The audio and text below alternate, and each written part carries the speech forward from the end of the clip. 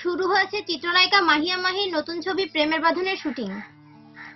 তার সঙ্গে রয়েছেন ছবির নায়ক বাপ্পি চৌধুরী। রাজধানীর প্রিয়াঙ্কা শুটিং স্পটে ছবিটির শুটিং চলছে বলে জানিয়েছেন প্রেমের বাঁধনের নির্মাতা গাজী জাহাঙ্গীর। তিনি বলেন, গত 21শে ডিসেম্বর থেকে ছবিটির শুটিং শুরু করেছি, চলবে আগামী 2 জানুয়ারি পর্যন্ত। এরপর কিছুদিন বিরতি দিয়ে আবার শুটিং শুরু হবে ফেব্রুয়ারিতে। গাজী জাহাঙ্গীর বলেন, খুব ভালোভাবেই ছবির শুটিং করছি, সবকিছু ঠিকভাবে চলছে, আশা করছি দর্শকদের জন্য ভালো কিছু অপেক্ষা করছে।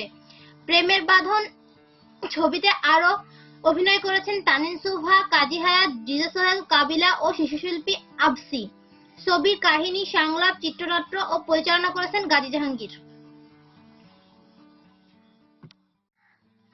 শুরু হয়েছে চিত্রনায়িকা মাহিয়া মাহির নতুন ছবি প্রেমের বাঁধনের শুটিং।